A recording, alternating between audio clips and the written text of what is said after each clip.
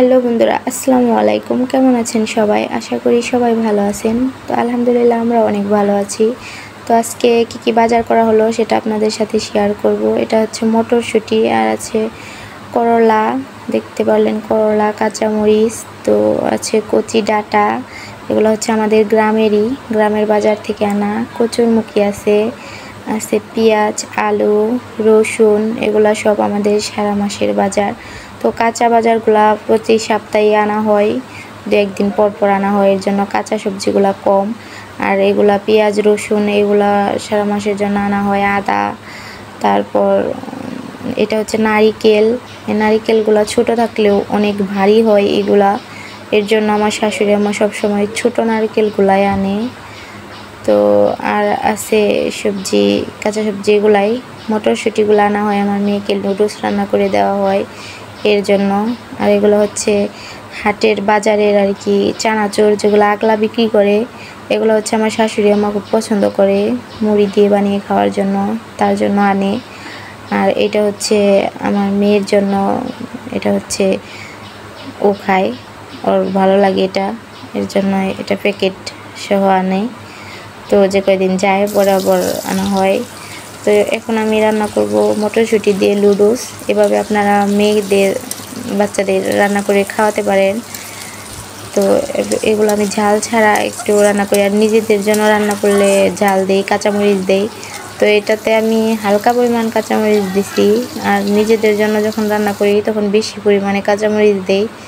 তো দিয়ে দিলাম ডিম, কিছুটা আলু, মটরশুঁটি, পেঁয়াজ এগুলো দিয়ে দিলাম।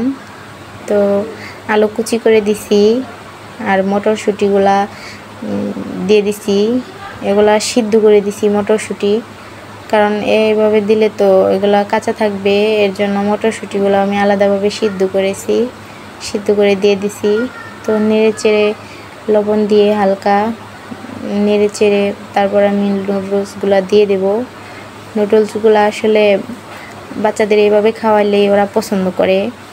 আপনারা কীভাবে খাওয়ান জানি না, আমি এভাবে নুডলস রান্না করে দেই। আর যখন মটরশুঁটি না থাকে তখন ওগুলা ছাড়াই রান্না করে দেই, কিন্তু আর সবগুলা এভাবেই দেই।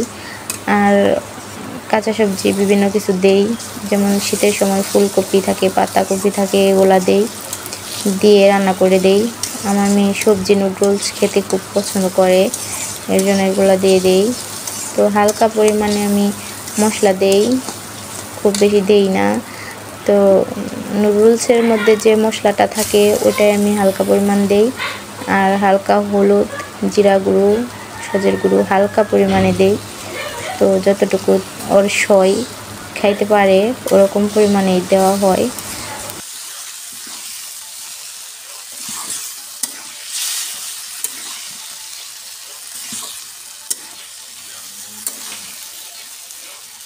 তো আমি হালকা পরিমাণে মশলাটা দিয়ে দিলাম।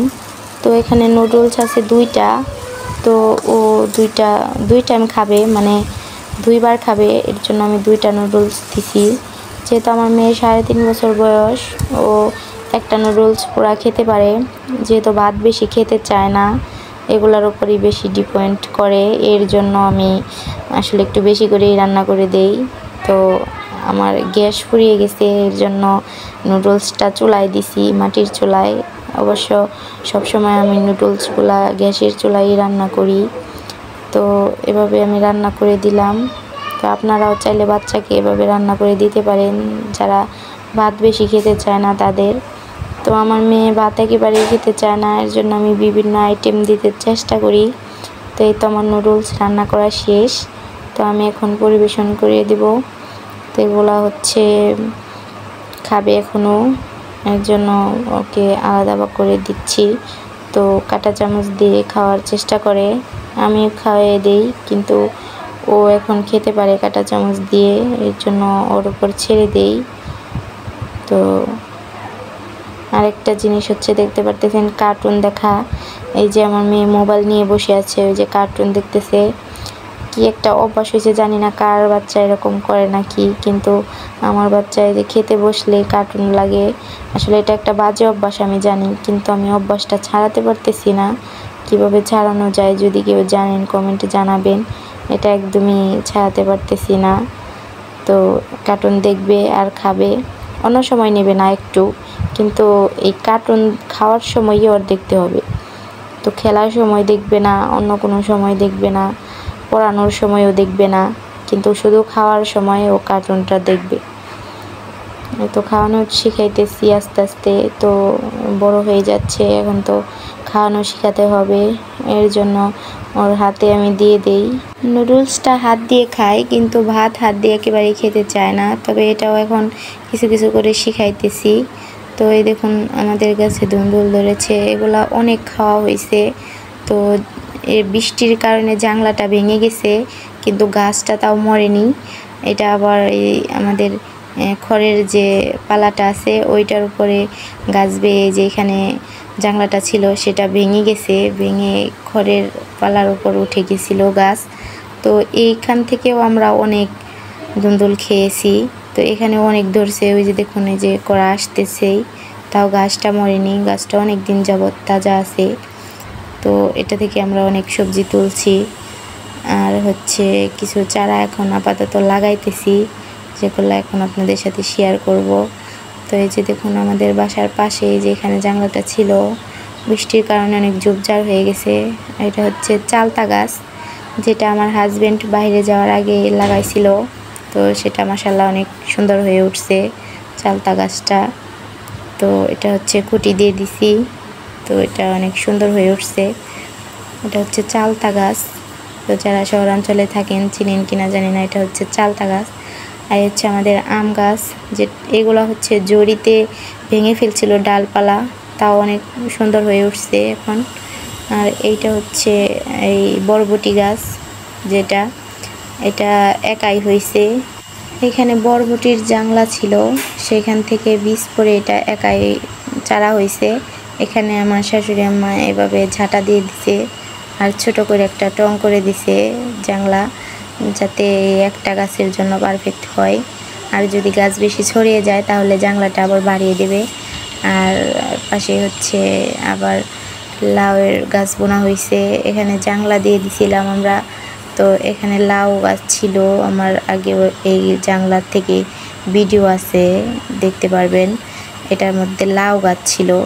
তো এই গাছটা, লাউ গাছটা মরে যাওয়ার পরে আর কোনো বীজ বপন করা হয়নি।